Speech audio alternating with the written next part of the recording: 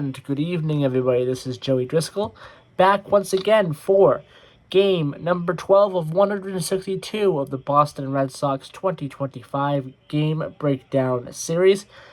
And I'll just say it right off the top, ugly game.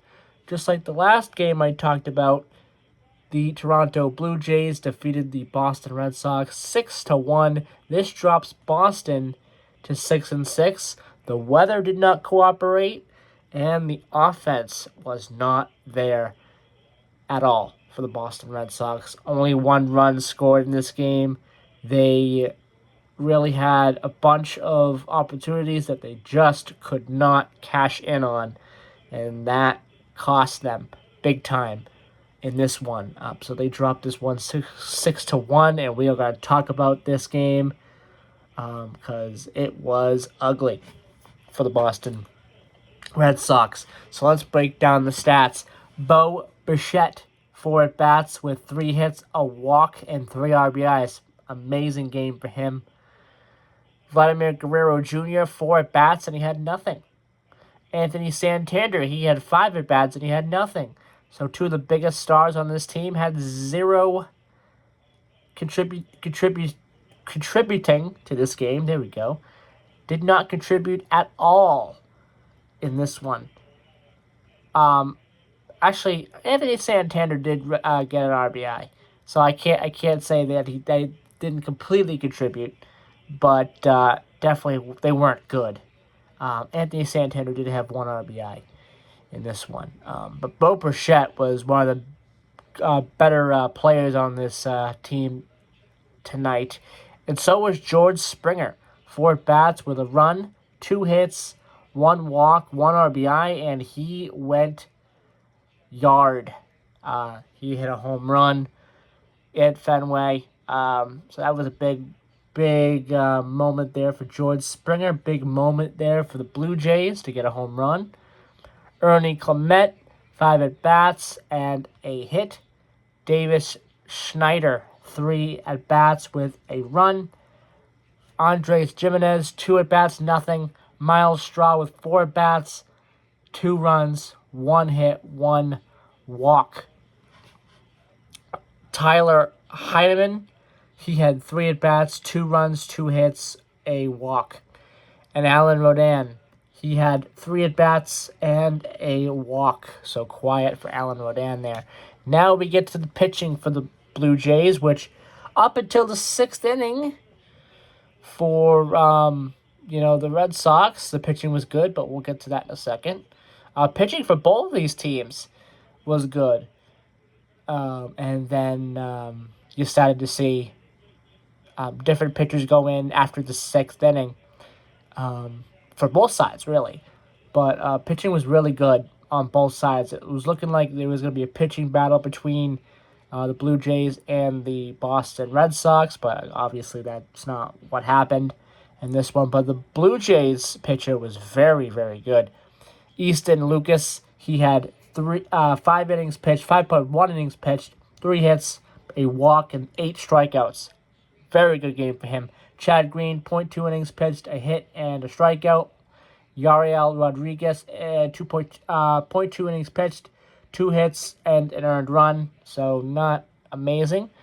Brendan Little, 0.1 innings pitched with a strikeout, 1 inning pitched for Mason Flaherty, and he also had a strikeout, an inning pitched for Jacob Barnes, and 2 hits, and also a strikeout for him as well. So solid pitching pretty much all around for Toronto. Now for the Red Sox, I'll break down the pitching first, since we were talking about the pitching. Pitching for the Red Sox, Garrett Crochet, 5.2 innings pitched, 5 hits, an earned run, 4 walks, and 5 strikeouts. So up and down, he was doing pretty well up until that 6th inning, where he ended up giving up a ton of offense, and that was it for him. Zach Kelly, he had 1.2 innings pitched, 4 hits, 2 earned runs, and 2 strikeouts, so not great for him either. And 1.2 innings pitched for Josh Wigowski, He also had 1 strikeout, so solid for Josh Winowski in those 1.2 innings pitched for him. Now we go over the lineup. Jarren Duran, 3 at-bats with a walk. Rafael Devers, 4 at-bats with a 1 hit. Quiet for Duran and Devers again. Bregman, very quiet, 4 at-bats. He had nothing. Rob Refsnyder, he had 4 at-bats and he had 1 hit. Trevor Story had 4 at-bats and he had 2 hits, so a better night for him. Christian Campbell had 4 at-bats and he had 1 hit, so very quiet. Romy Gonzalez, he had 4 at-bats and a run and a hit. Carlos Navarez, again, he is the catcher for this team right now. And he has 2 at-bats in this game. Nothing. Willie Abreu had 1 at-bat. He had nothing. Blake Subal had 1 at-bat and he had nothing. And CDN had 3 at-bats, 2 hits, and 1 RBI for Rafaela. So that is your lineup, pretty much, for this one. Again, another loss. Another not amazing weather game either, as the weather was cold, and I think that affected the offense. These last 2 nights, the weather has been not amazing, and I think that has affected the offense a little bit in some ways. The defense hasn't been as good as it was to start the year as well. I mean, they're still making some pretty interesting plays as well. Some of the players are, and that's good. However, they are starting to make more mistakes, which are costing them in games. So looking forward here, tomorrow night, 6:45 p.m. will be game number 3 of 4. Then on Thursday at 4:10 p.m., that'll be game number 4. And then they'll start a 3-game series with the White Sox, and then a 3-game series with the Rays. And then again, they'll have another series with the White Sox, a 4-game series with the White Sox. So some pretty big opponents coming up. The Rays are going to be a big opponent that is going to be coming up here for the Boston Red Sox. So hopefully they can get these next 2 games, get these and split the series with the Blue Jays, get these next 2 wins, split the series with the Blue Jays, and go to Chicago and do well against a Chicago team that is off to, I think, a better start than they were last year. That's for sure. They're the worst team in modern baseball last year, the White Sox, but I think they're off to a little bit of a better start this year.